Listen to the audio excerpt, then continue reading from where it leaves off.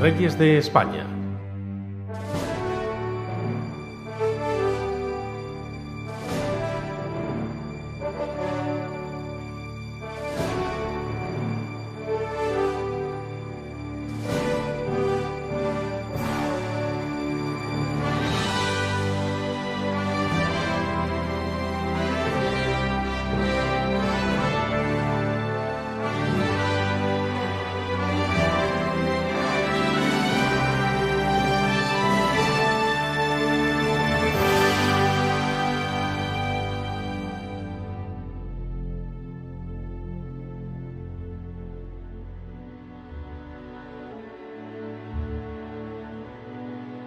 Siendo objetivos con la historia, deberíamos decir que el primer rey de España fue el visigodo Eurico.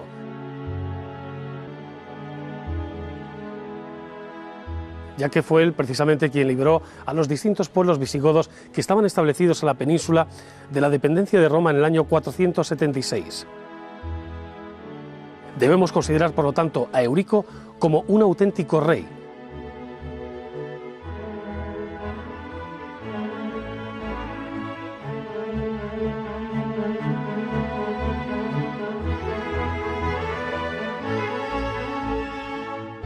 Un hombre con un talento político enorme, que fue el primero en publicar un tratado legal, el Codex Euricianus, que sirvió precisamente para regular y unificar las distintas leyes en el territorio que hoy conocemos como Península Ibérica. En su época fue el monarca más importante de Europa y aunque su sede estaba instalada en el sur de Francia, en Toulouse, el dominio que tenía de la península era casi total, con excepción, eso sí, de Galicia y la franja norte del Cantábrico, en aquellos días feudo de los suevos. Los siguientes reyes visigodos mantuvieron en mayor o menor medida su legado, hasta la invasión de las tropas musulmanas que accedieron a la península desde el norte de África en tiempos del rey Rodrigo.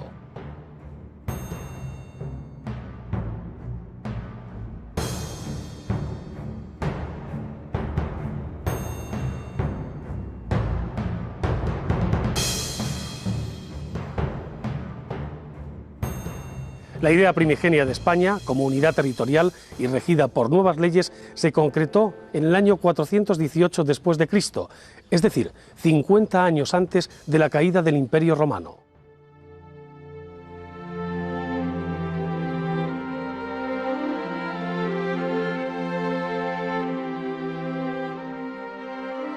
Los Reyes Católicos, el nacimiento de una nación.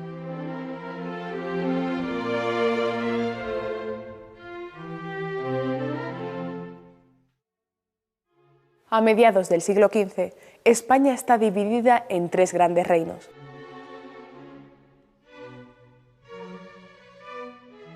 Castilla, resultado de la unión de los reinos de Castilla, León y Galicia; Aragón, formado por Aragón, Valencia y Cataluña; y el Reino de Navarra. Sin olvidar el último reducto de la presencia árabe en el territorio español, el Reino Nazarí de Granada, que comprende la actual Andalucía Oriental. Fernando e Isabel logran fundar una monarquía basada no en la conquista y sometimiento de los reinos, sino en la unión de los mismos para configurar la nación que hoy conocemos como España.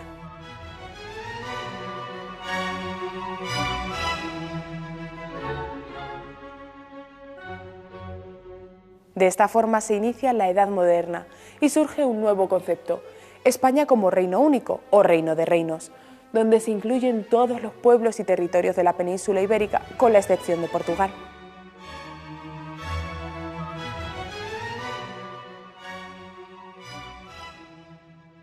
Ciertas casualidades hicieron de los futuros reyes católicos los herederos de la corona del Casal de Aragón, ya que este era su nombre correcto, y de la de Castilla respectivamente.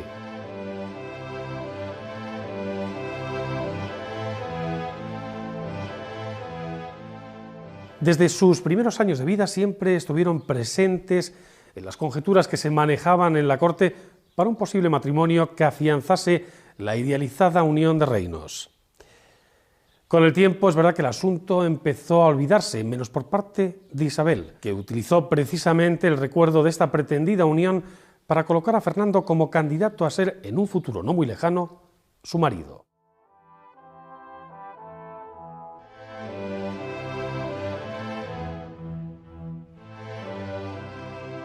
De esta forma se consiguió unir a las dos coronas más importantes y con ello lograr la cohesión territorial de los reinos hispanos.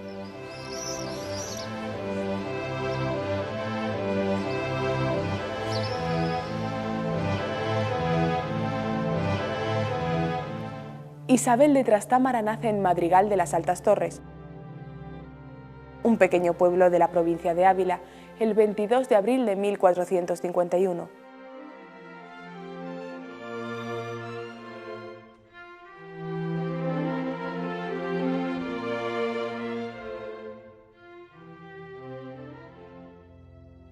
Hija de Juan II y de su esposa portuguesa, doña Isabel de Aviz.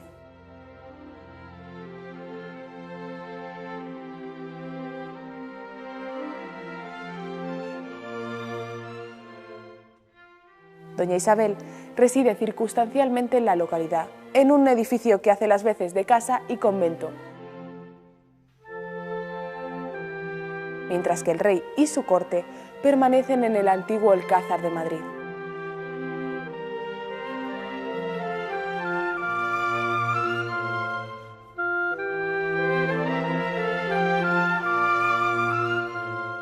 Hasta su nacimiento, las posibilidades sucesorias del rey se limitan a su hijo Enrique, fruto de su anterior matrimonio con su prima María de Aragón.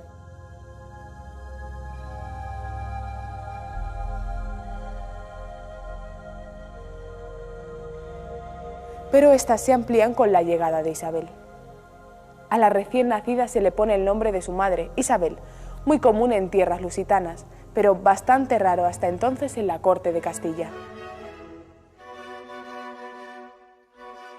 2 años más tarde, al nacer su hermano Alfonso, tercer hijo de Juan II, Isabel pasa a una tercera línea sucesoria, por detrás de sus 2 hermanos varones, Enrique y Alfonso, y de los posibles descendientes de estos, según es norma en la monarquía castellana de la época.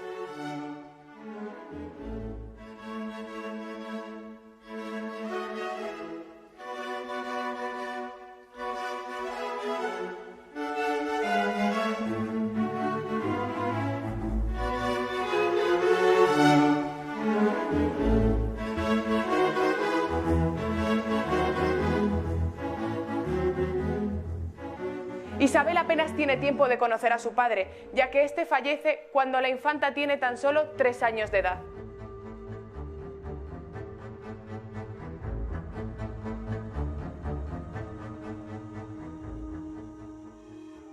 Poco antes de morir, el rey deja dispuesta en su testamento su línea sucesoria, en la que establece que en el caso de que sus hermanos fallezcan sin descendencia legítima, Isabel será nombrada heredera legítima de la corona.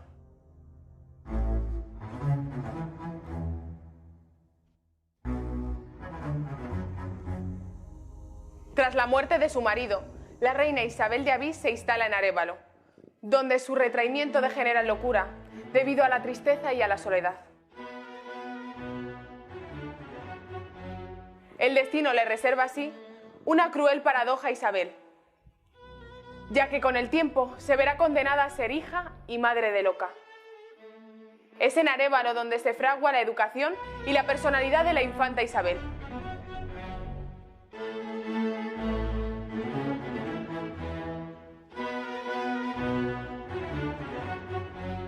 Está rodeada de grandes preceptores de la talla de Gutiérrez de Cárdenas, Gonzalo Chacón y Beatriz de Silva, dama de compañía de su madre, que posteriormente subiría a los altares como Santa Beatriz de Silva, fundadora de las Concepcionistas. También establece una gran amistad con una de las mujeres más singulares de su época, Beatriz de Bobadilla.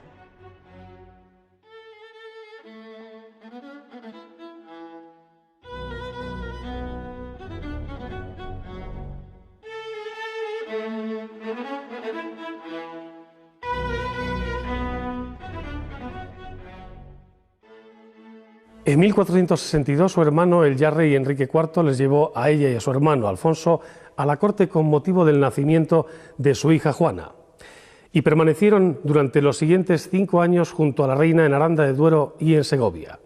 En 1464, y mediante el Manifiesto de Burgos, parte de la nobleza expresó su malestar al rey por la designación de Juana como sucesora al reino, al considerarla bastarda. Era célebre la incapacidad del rey para mantener relaciones sexuales, bien por su presunta homosexualidad, por su supuesta relación con Juan Pacheco, que andaba de boca en boca por toda la corte, o debido tal vez a la impotencia causada por una enfermedad de juventud. Todos sospechaban que la nueva heredera era hija de la segunda esposa de Enrique, Juana, y de un caballero de la corte llamado Beltrán de la Cueva, por lo que a la recién nacida se le empezó a conocer con el apelativo despectivo de la Beltraneja.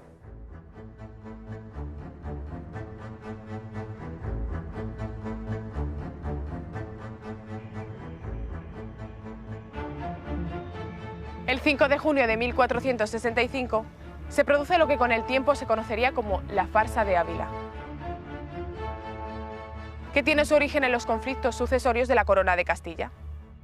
Algunos nobles castellanos y miembros de la Iglesia, partidarios de que Alfonso herede la corona de Castilla, levantan un escenario en las murallas de Ávila, donde colocan un monigote que representa al rey Enrique, ataviado con las galas propias de su rango: corona, cetro y espada.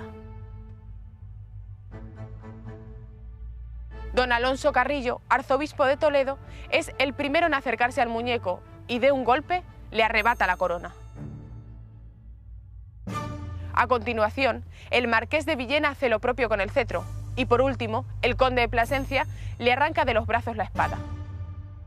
El resto de nobles presentes se abalanzan sobre el muñeco derribándolo y golpeándolo con saña. La Iglesia y la nobleza castellana muestran con ese acto su interés de que sea el infante Alfonso quien herede el reino de Castilla. La guerra es inevitable.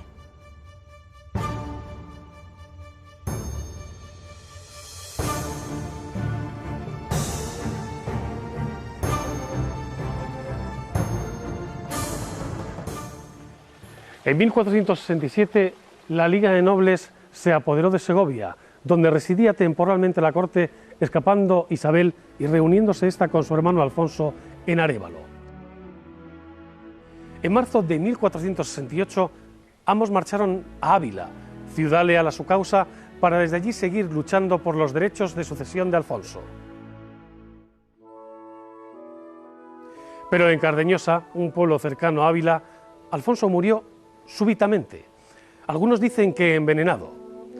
A partir de ese momento fue Isabel la que se convirtió en candidata al trono de Castilla, iniciando las negociaciones con el rey para buscar una salida pacífica al conflicto. Esta llegó con el Pacto de los Toros de Guisando, mediante el que se reconocía a Isabel como heredera legítima al trono.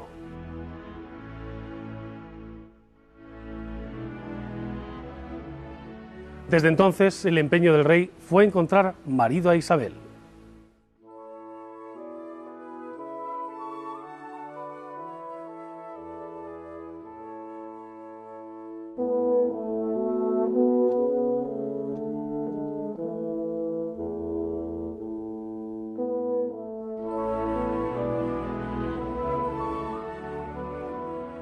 Enrique ya ha ofrecido la mano de Isabel a Juan II de Navarra, para su primogénito el príncipe Carlos.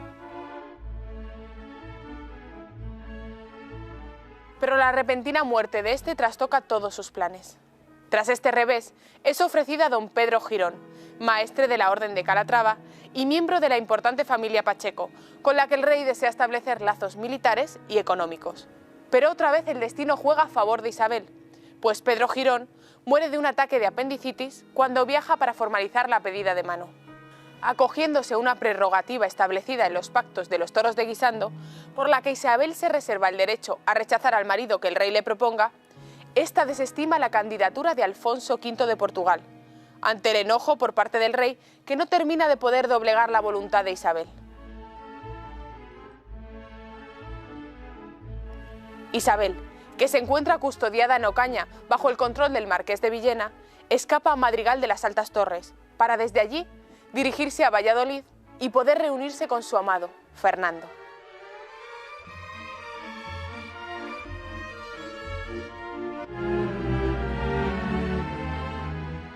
Las capitulaciones para el matrimonio entre Fernando e Isabel se habían firmado en secreto en Cervera y solo estaban a expensas de recibir la bula papal, ya que ambos eran parientes en grado de primos segundos.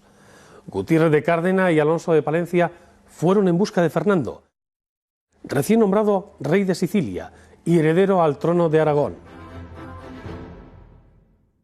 Entraron en Castilla con Fernando disfrazado de mulero para burlar así la vigilancia de Enrique.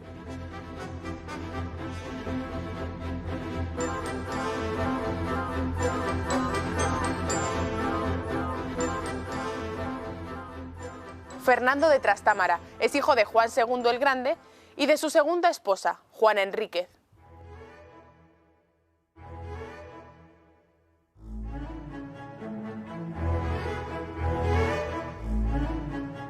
Nace en Sos, un pequeño pueblo de Aragón, el 10 de marzo de 1452.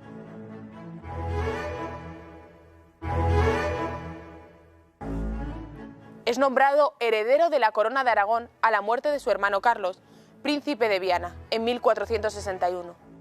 Oficialmente, la causa de la muerte del príncipe Carlos se atribuye a una pleuresía, pero la voz popular acusa a la ambiciosa Juana Enríquez de haber provocado su envenenamiento para favorecer el ascenso de su hijo Fernando al trono.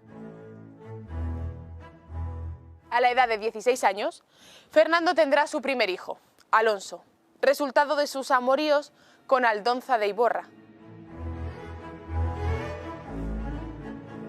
Durante su juventud, Fernando tomará parte activa en la Guerra Civil Catalana, alineándose con los señores feudales frente a la sublevación de los campesinos. Además, se familiariza con el funcionamiento de la administración del Estado y con las intrigas políticas, verdadero poder fáctico en la corte. Tras el fallecimiento de su primo, Alfonso de Castilla, el padre de Fernando, Juan II de Aragón, pone todo su empeño en formalizar el matrimonio de su hijo con Isabel, con el fin de unir ambas coronas. Este deseo es compartido por la propia Isabel, lo que facilita en gran manera el acuerdo prematrimonial.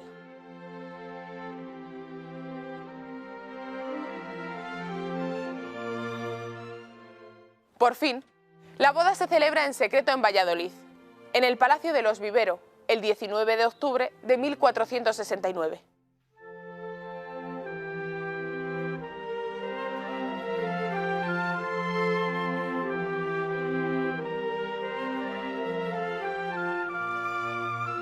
Del matrimonio nacerían 5 hijos.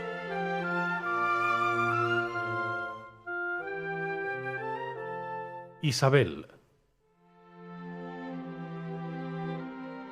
Juan, príncipe de Asturias, Juana, María y Catalina.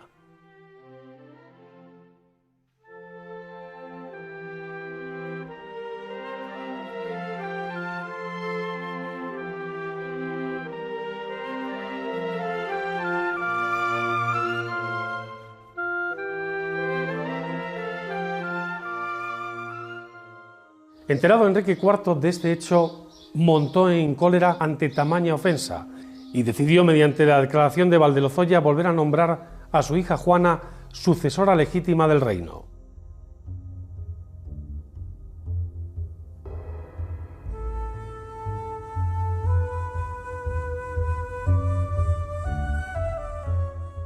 Pero poco a poco el número de los partidarios de Isabel y Fernando fue creciendo, no solo entre la nobleza, sino también entre las clases más populares. Entre dichos partidarios se encontraba el almirante de Castilla, don Fadrique Enríquez, al que se le unieron las ciudades de Ávila y Sepúlveda, también las provincias vascongadas, Borgoña, Roma y especialmente la poderosa familia Mendoza.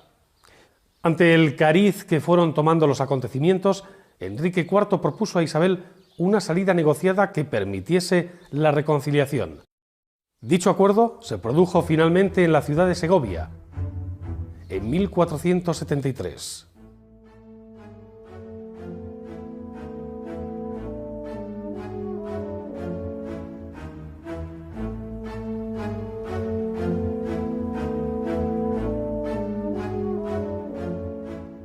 El 11 de diciembre de 1474 fallece Enrique IV sin haber hecho testamento.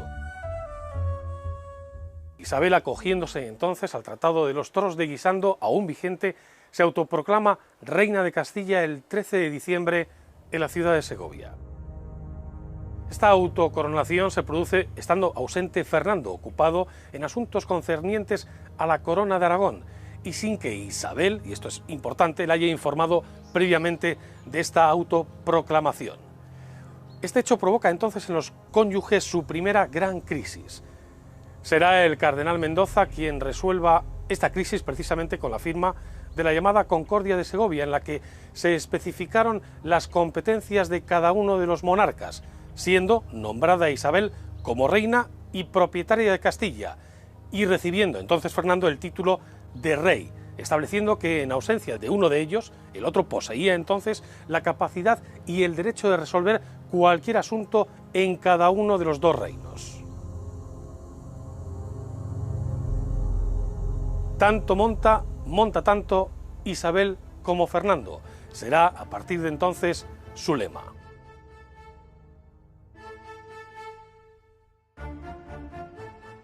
Provoca una cierta crisis en el sentido de que, como he señalado, pues Fernando tiene derechos sucesorios, pero, en fin, derechos sucesorios posteriores y, por otra parte, resueltos de alguna manera a partir del momento en que unos años antes pues se han casado. Lo que sí que es cierto es que Fernando va a procurar que Isabel no tenga excesivo poder y que ese poder le comparta. Existía una tradición medieval de que las reinas que heredaban un territorio, que eran titulares, no consortes, de alguna forma transmitían el poder al marido. Las titulares eran ellas, el heredero sería el hijo de ambos, pero quien gobernaba no era tanto la reina, por ser mujer, cuanto el marido, en virtud de esa transmisión del poder. Fernando pretende algo parecido, amparado también en el hecho de que él tiene ciertos derechos a la sucesión del trono castellano. Y, de hecho, en la Concordia de Segovia se va a llegar a un acuerdo por el cual, pues, en las titulaciones figurarán los dos, según los tipos de documentos irán encabezados por uno o por otro, él intervendrá activamente en la política castellana, etc. Por supuesto, en una medida muy superior a lo que después intervenga la reina Isabel en la política aragonesa, que será muy poco.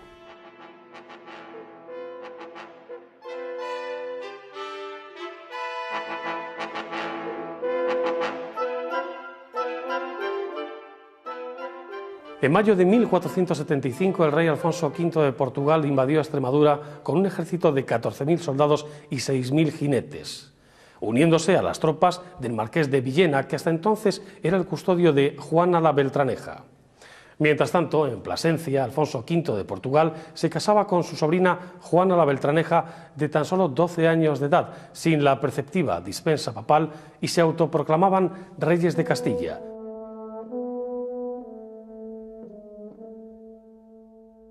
Esto motivó precisamente que durante un tiempo en Castilla existieran dos reyes. Las tropas portuguesas avanzaron hasta Toro, Zamora y Medina del Campo. Francia apoyaba al rey de Portugal, mientras que la causa de Isabel y Fernando la respaldaban las Vascongadas, Aragón y especialmente Roma.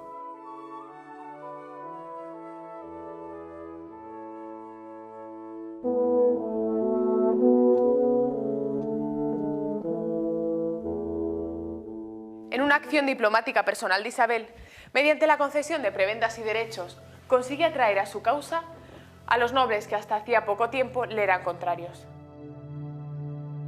Ciudades como Toledo y Burgos, que antes eran afines a la Beltraneja, se pasan al bando isabelino. El 1 de marzo de 1476, los portugueses son derrotados en la batalla de Peleagonzalo, localidad cercana a Toro. El marqués de Villena, principal valedor de la causa portuguesa, deja de creer en esta y jura lealtad a Isabel y Fernando. El 30 de junio de 1476, encontrándose Isabel en Sevilla, da a luz a su primer hijo varón, Juan, al que nombra heredero de la corona. Mientras tanto, la guerra continúa. Alfonso V ha conseguido los apoyos de Galicia, Mérida y Trujillo. Pero en febrero del año 1479, en la batalla de la Albuela, el ejército portugués es finalmente derrotado y en septiembre del mismo año, y mediante la paz de Alcasovas, Isabel retiene la corona de Castilla, además de la posesión del archipiélago de las Canarias. El 7 de noviembre de 1479 nace su tercera hija, Juana, que a la postre será la heredera del trono y reinará con el infausto sobrenombre de La Loca. Mediante el Tratado de Paz llamado Terceiras de Moura, la beltraneja renuncia definitivamente al trono y es obligada a escoger entre casarse con el infante Juan, hijo y heredero de los reyes católicos, o profesar en una orden religiosa. Juana, cansada de ser utilizada como arma política, elige tomar los votos.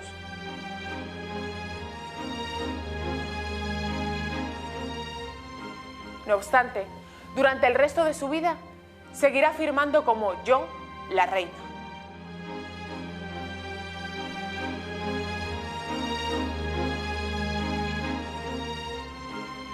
Una vez concluida la guerra civil, Isabel y Fernando convocan a Cortes en Toledo, con el fin de reorganizar el Consejo de Castilla.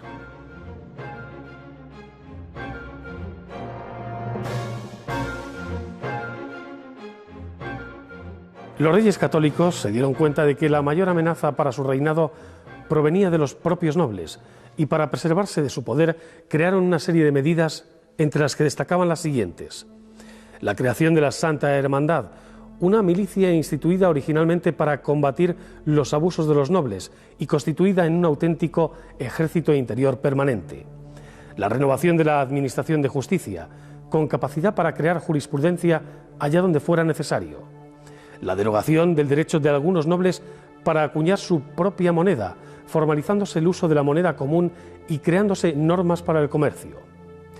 Además, se instituyó, en connivencia con la Iglesia de Roma, el cuerpo de la Santa Inquisición, con el fin de mantener la pureza de la religión y defenderla de los herejes.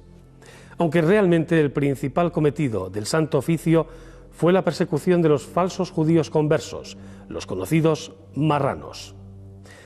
La Inquisición se convirtió en un instrumento del poder secular, que lo empleó más como arma política que como defensa de la ortodoxia cristiana. Otra medida adoptada fue la abolición de los títulos de maestres de las órdenes religiosas y militares, cuya dirección pasó a manos de los propios reyes.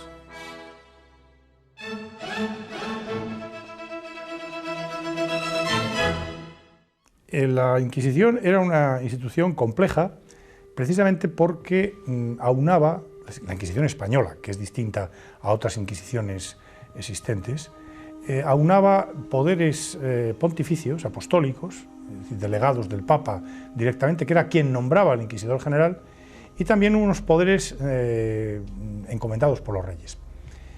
¿Cuál de los dos aspectos predomina? Es difícil decirlo, hay una lucha permanente, pero quizá lo que caracteriza en relación con otras inquisiciones, las inquisiciones episcopales, la inquisición existente en Roma, etc., a la Inquisición española es la presencia del poder real. En realidad, la Inquisición se crea por los deseos de los reyes, esencialmente Fernando el Católico, de controlar la ortodoxia católica, evitar las desviaciones producidas en el mundo de los conversos, los cristianos nuevos de origen judío, pero sobre todo también como un gran instrumento de centralización y de difusión del poder real. La Inquisición es un gran mecanismo de afirmación, de reforzamiento, de centralización del poder real. De hecho, pocos años después de creada la Inquisición, el Papa que había concedido la bula de creación se asusta ante los primeros condenados a muerte y los primeros castigos hechos por la Inquisición, esencialmente en Andalucía, en Sevilla, y el Papa quiere echar marcha atrás, ya en 1483. Y sin embargo, Fernando el Católico se las tiene firmes con el Papa para que mantenga la situación. Es decir, a quien le interesa de verdad ese tribunal, tal como está configurado, es a Fernando el Católico, para quien es un gran instrumento político. Esto lo van a heredar sus sucesores. Carlos V hará lo mismo y Felipe II y los otros sucesores también. Es decir, la Inquisición es un gran instrumento en manos del rey. Pero cuidado, al tiempo es una institución de origen apostólico, pontificio. El inquisidor general es nombrado y recibe recibe una jurisdicción directamente del Papa. De manera que se produce ahí una mezcla compleja que hará que la Inquisición, en algunos momentos, algún autor ha dicho que está en un limbo jurídico, porque frente a las presiones del rey está la posibilidad de recurrir a ese poder delegado del Papa. Frente a los intentos de control por parte de Roma está la posibilidad de ampararse en el poder real. De manera que esto va a ser uno de los elementos que permita a la Inquisición jugar y tener un campo de actuación bastante claro, al situarse en medio de los dos poderes. Pero repito, lo que caracteriza a la Inquisición española es que es un gran instrumento político al servicio de los reyes y de los gobernantes del momento.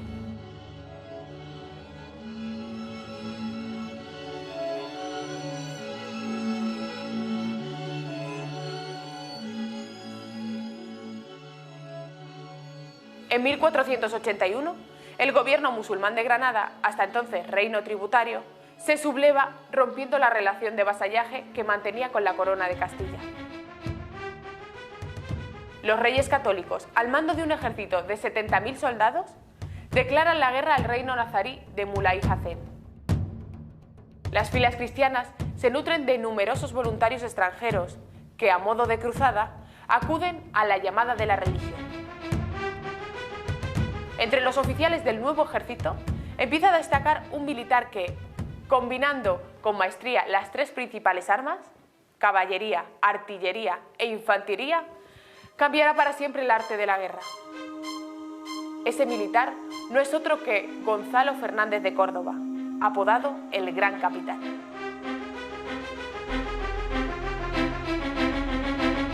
En 1485 se intenta la toma de Ronda, verdadera atalaya en la defensa de Granada. Tiene fama de inexpugnable por su situación en una serranía y por el famoso Tajo que la rodea. Mediante una hábil estratagema, ideada por el propio Fernando, haciendo creer que su verdadero objetivo es la conquista de Málaga, la guarnición que defiende Ronda parte a la defensa de la ciudad costera, supuestamente atacada. Después de un asedio de tan solo 15 días, Ronda capitula.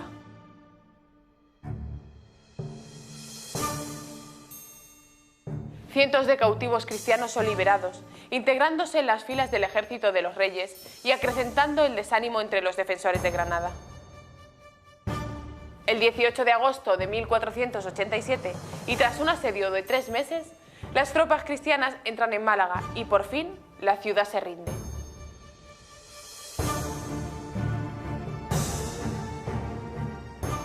Tan grande es el esfuerzo por conquistarla que el rey Fernando decide aplicar a sus habitantes la condición de esclavos. Aquellos que se nieguen a aceptar dicha condición son inmediatamente condenados a la pena de muerte.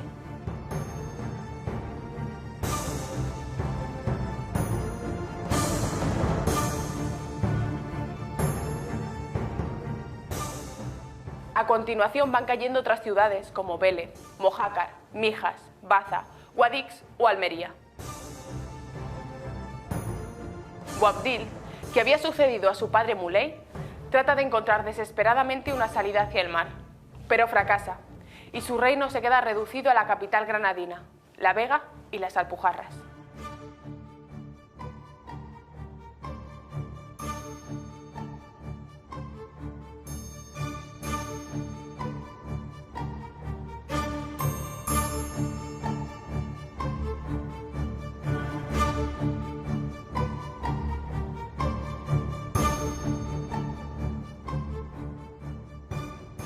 Estando en estas lides, el cardenal Mendoza y el confesor de la reina, fray Hernando de Talavera, presentaron a esta un navegante genovés de nombre Cristóbal Colón, quien buscaba financiación para encontrar nuevas rutas comerciales con las Indias Orientales.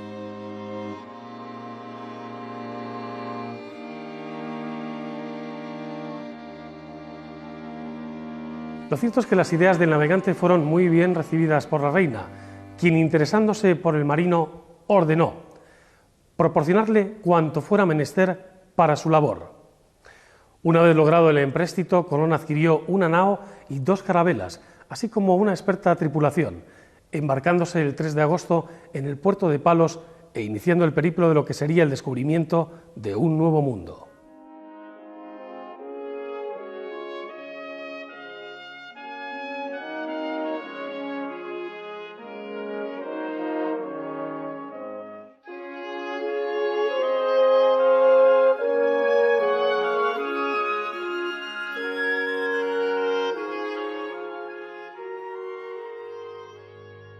Ante la imposibilidad de resistir por más tiempo al asedio de Granada y la avalancha de refugiados que entran en la ciudad, Boabdil rinde la plaza el 2 de enero de 1492.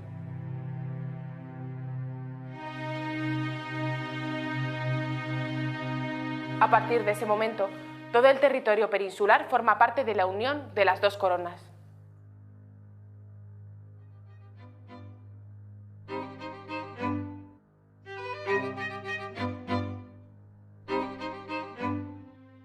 Como represalia a la acogida que las ciudades judías dispensaron a los invasores árabes en el siglo VIII, los reyes católicos ordenaron, mediante un edicto, la expulsión ese mismo año de aproximadamente 200.000 judíos, porque, según sus palabras, siempre constituyeron un peligro perpetuo para la independencia y seguridad de la nación.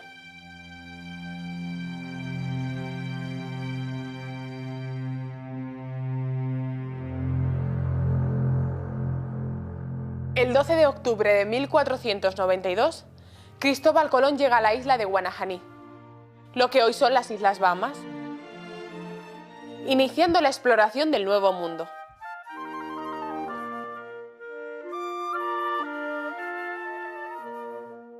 En este mismo viaje, descubriría otras islas como La Española, hoy Santo Domingo, y Juana, la actual Cuba.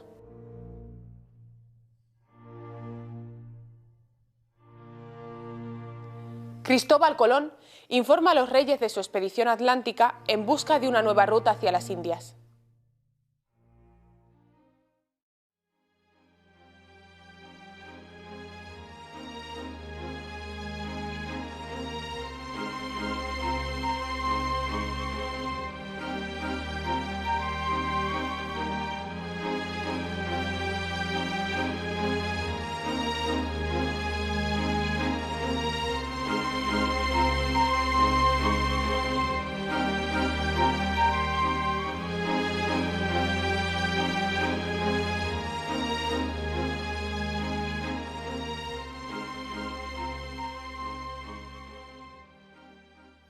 En 1493 se firma con Francia el Tratado de Barcelona, por el cual el Rosellón y la Cerdeña son devueltas a la Corona de Aragón.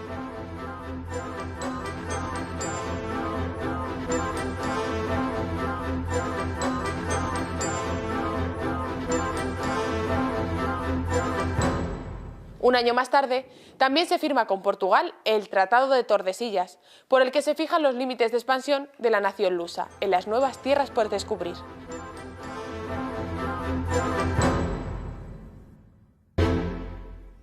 Se reparte además el océano entre las dos potencias descubridoras.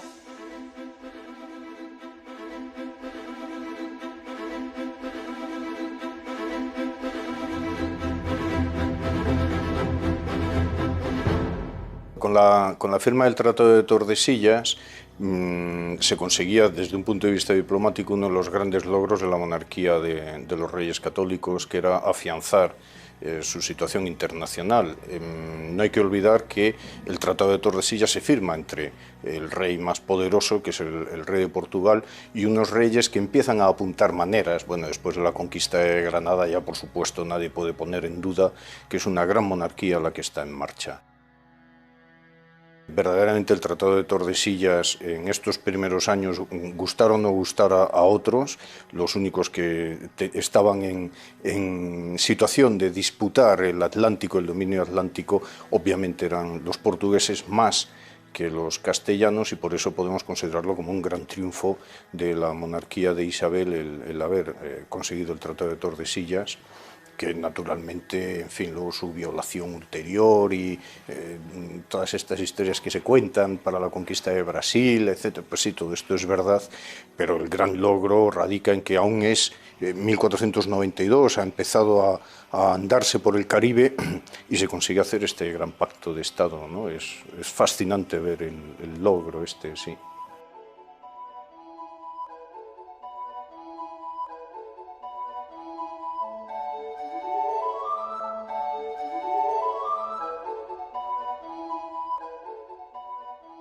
En esta época, Isabel ya tiene 43 años y, según descripciones de quienes la conocieron, es de estatura prócer y un tanto corpulenta, pero de rostro agraciado, y aparenta bastante menos años de los que en realidad tiene.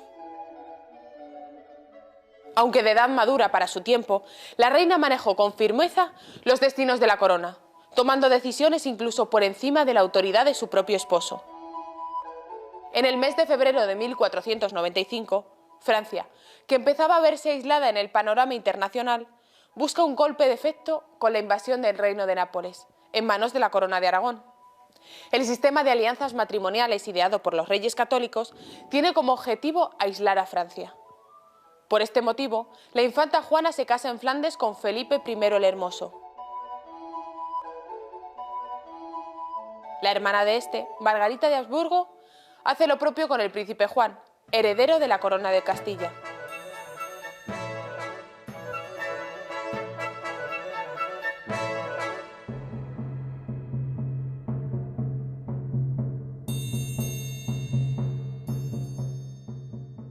Mientras tanto, la campaña de Italia continúa. Gonzalo Fernández de Córdoba, el gran capitán, en una brillante acción militar, recupera para la corona el reino de Nápoles.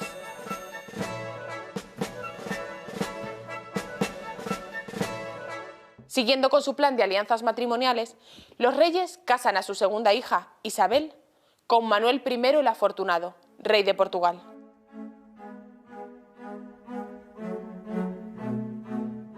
Juan, casado con Margarita de Habsburgo, muere, según cuenta la leyenda, por un exceso de fogosidad de su esposa. La reina Isabel, muy afectada por el luctuoso suceso, entra entonces en una preocupante depresión, que la aleja momentáneamente de sus deberes como monarca. Reunidas las Cortes de Toledo, nombra heredera del trono a la infanta Isabel, en contra de las aspiraciones de Felipe el Hermoso, que reclama para sí tal título por su condición de esposo de la infanta Juana.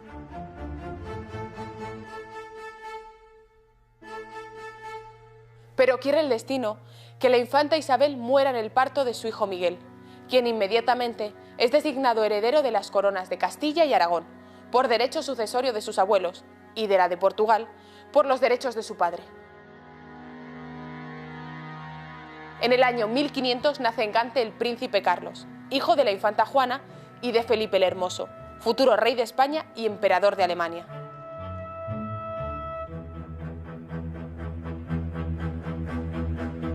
Nuevamente, el destino mueve sus cartas y juega con la sucesión a la corona.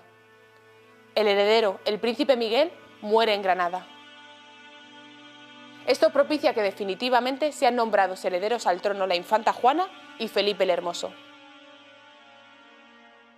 Siguiendo con el plan establecido por sus padres, la infanta Catalina, hija menor de los reyes católicos, contrae matrimonio con Eduardo, príncipe de Gales, pero este fallece al poco tiempo. Más tarde, la infanta se casará con el nuevo príncipe de Gales, el futuro Enrique VIII.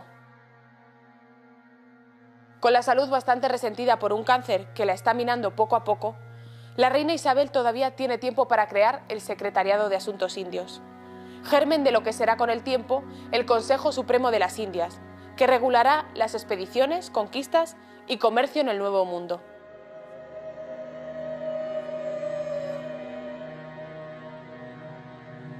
El 26 de noviembre de 1504, la reina Isabel muere en el Palacio Real Testamentario de Medina del Campo.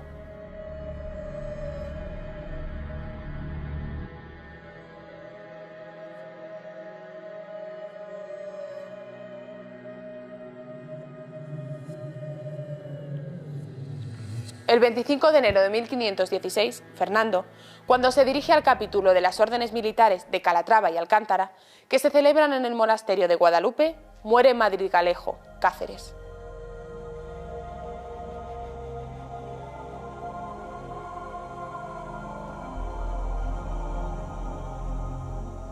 El reinado de los Reyes Católicos inició un florecimiento cultural innegable, una prosperidad que puede resumirse en tres hechos fundamentales.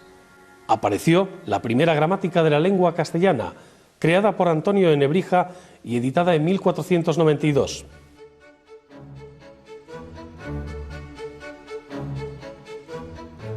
Además, en esta época se escribieron obras de referencia para la literatura universal, como la Celestina, Tirant lo Blanc y Amadís de Gaula.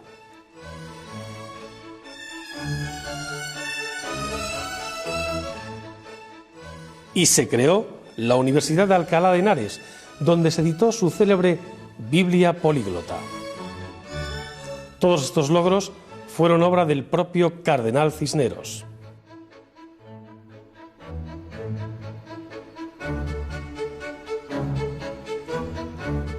Pronto la Universidad de Alcalá de Henares se convirtió en un brillante centro de estudios, con numerosos extranjeros entre su profesorado y con una gran afluencia de estudiantes. Se desarrolló también un estilo arquitectónico propio durante su reinado, que hoy conocemos como estilo isabelino.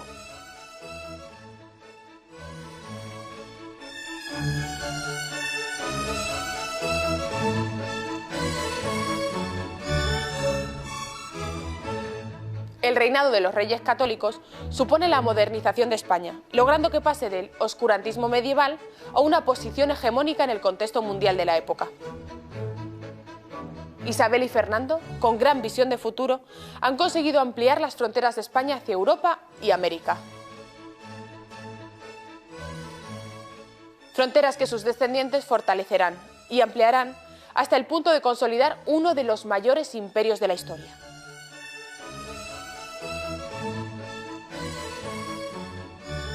¿Qué supuso para España el reinado de los Reyes Católicos? Pues fue un reinado importantísimo, probablemente el más importante de todos los de la época moderna y sin duda uno de los más importantes de la historia de España. Ellos concluyen la etapa de la Reconquista.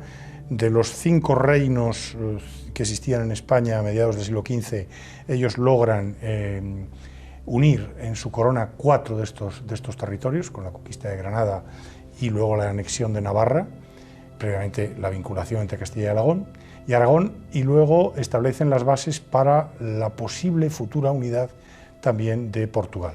De manera que ellos ponen ponen fin, digamos, a ese proceso de reunificación, de reconstrucción de la vieja Hispania, que había suscitado las ambiciones de muchos reyes y que postulaban muchos tratadistas políticos en la época medieval. Aparte de eso, ellos inauguran la pujanza de España en la política internacional. A comienzos del siglo XVI, con la conquista de Nápoles, que tiene lugar a partir de 1503, España entra en la escena internacional como gran potencia y disputando la hegemonía internacional a la que aspiraba, por ejemplo, Francia. Bueno, realmente la hegemonía quien la va a conseguir es España, y la va a inaugurar una fase, un largo periodo que durará hasta mediados del siglo XVII, en que España es el país que dicta un poco la norma en la política internacional, el país hegemónico en Europa. Todo esto empieza ahora. Ellos constituyen también la nueva monarquía, lo que se llamará la monarquía hispánica, la monarquía de España, que luego tendrá continuidad con los Austrias, que es toda una organización, una estructuración política, administrativa, institucional muy compleja, y que será un modelo, porque será uno de los estados modernos más desarrollados y más importantes que aparecen en Europa. Comienza también ahora, comienza con los Reyes Católicos.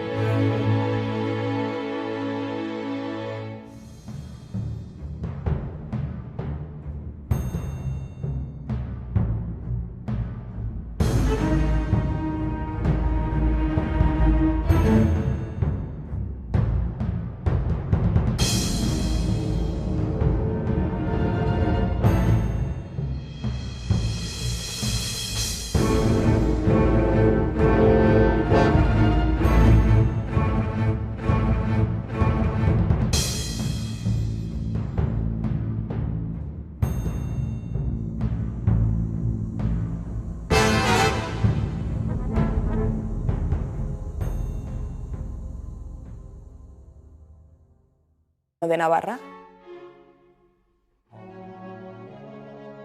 Sin olvidar el último reducto de la presencia árabe en el territorio español, el Reino Nazarí de Granada, que comprende la actual Andalucía Oriental.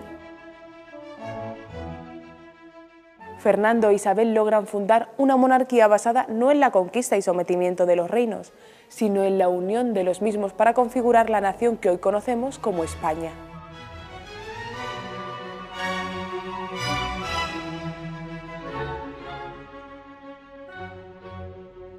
De esta forma se inicia la Edad Moderna y surge un nuevo concepto, España como reino único o reino de reinos, donde se incluyen todos los pueblos y territorios de la península ibérica, con la excepción de Portugal.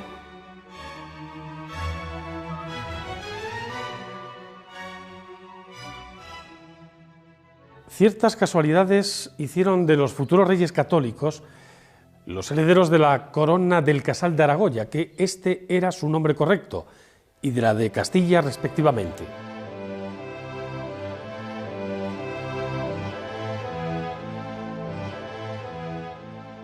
Desde sus primeros años de vida siempre estuvieron presentes en las conjeturas que se manejaban en la corte para un posible matrimonio que afianzase la idealizada unión de reinos. Con el tiempo es verdad que el asunto empezó a olvidarse, menos por parte de Isabel, que utilizó precisamente el recuerdo de esta pretendida unión para colocar a Fernando como candidato a ser, en un futuro no muy lejano, su marido.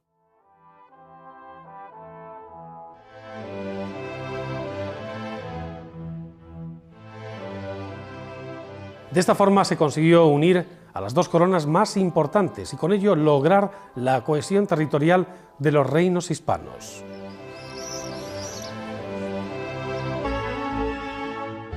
Un hombre con un talento político enorme, que fue el primero en publicar un tratado legal, el Codex Euricianus, que sirvió precisamente para regular y unificar las distintas leyes en el territorio que hoy conocemos como Península Ibérica. En su época fue el monarca más importante de Europa y aunque su sede estaba instalada en el sur de Francia, en Toulouse, el dominio que tenía de la península era casi total, con excepción, eso sí, de Galicia y la franja norte del Cantábrico, en aquellos días feudo de los suevos. Los siguientes reyes visigodos mantuvieron en mayor o menor medida su legado, hasta la invasión de las tropas musulmanas que accedieron a la península desde el norte de África en tiempos del rey Rodrigo.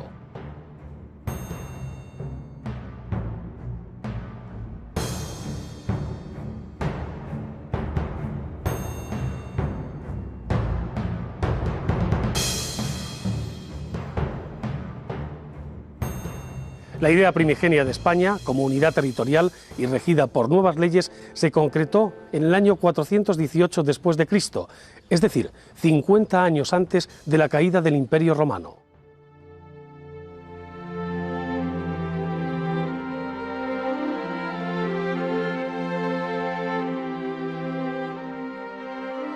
Los Reyes Católicos, el nacimiento de una nación.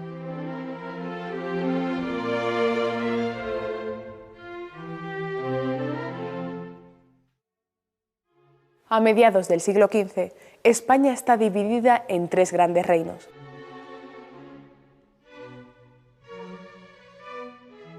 Castilla, resultado de la unión de los reinos de Castilla, León y Galicia; Aragón, formado por Aragón, Valencia y Cataluña; y el reino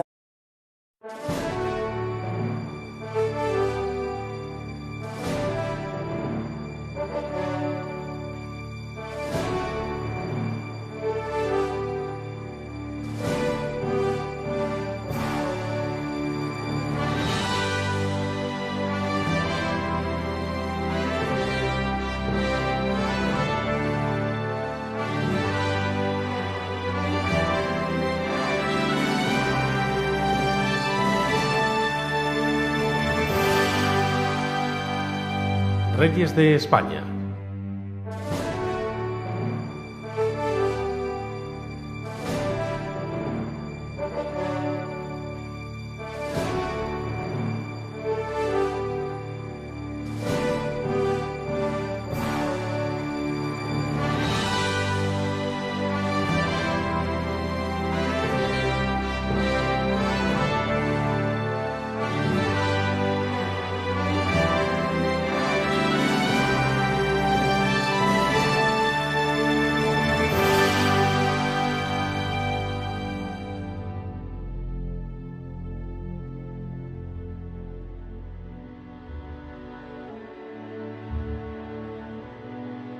Siendo objetivos con la historia, deberíamos decir que el primer rey de España fue el visigodo Eurico.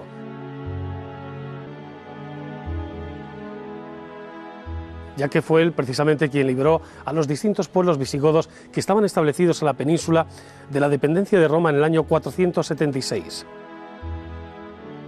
Debemos considerar, por lo tanto, a Eurico como un auténtico rey.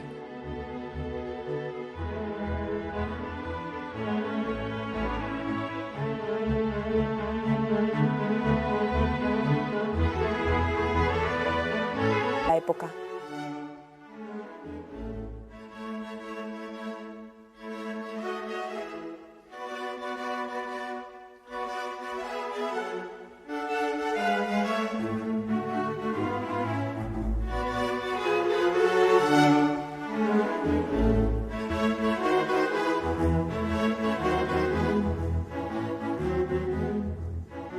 Isabel apenas tiene tiempo de conocer a su padre, ya que éste fallece cuando la infanta tiene tan solo 3 años de edad.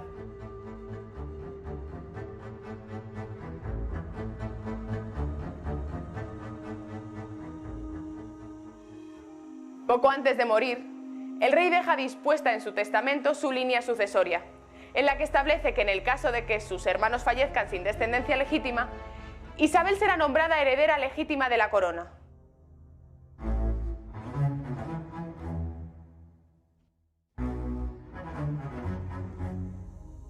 Tras la muerte de su marido, la reina Isabel de Avís se instala en Arévalo, donde su retraimiento degenera en locura, debido a la tristeza y a la soledad. El destino le reserva así una cruel paradoja a Isabel, ya que con el tiempo se verá condenada a ser hija y madre de loca. Es en Arévalo donde se fragua la educación y la personalidad de la infanta Isabel.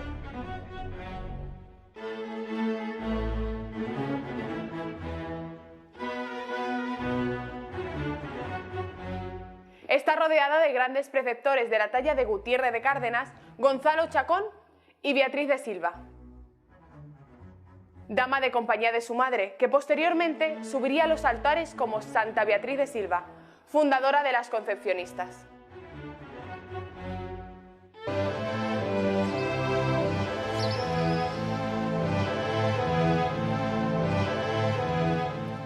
Isabel de Trastámara nace en Madrigal de las Altas Torres, un pequeño pueblo de la provincia de Ávila, el 22 de abril de 1451.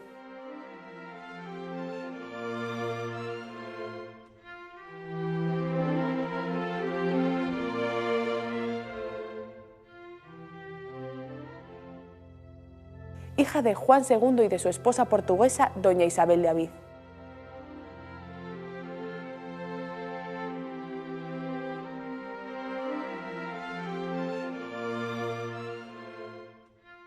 Doña Isabel reside circunstancialmente en la localidad, en un edificio que hace las veces de casa y convento, mientras que el rey y su corte permanecen en el antiguo Alcázar de Madrid.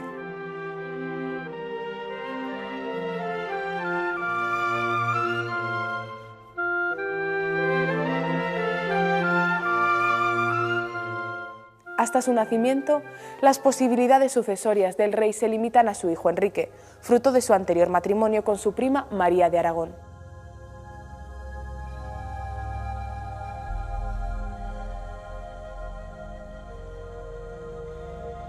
Pero estas se amplían con la llegada de Isabel.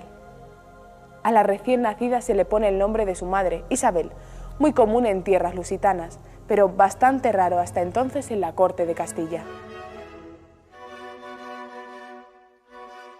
2 años más tarde, al nacer su hermano Alfonso, tercer hijo de Juan II, Isabel pasa a una tercera línea sucesoria, por detrás de sus 2 hermanos varones, Enrique y Alfonso, y de los posibles descendientes de estos, según es norma en la monarquía castellana de la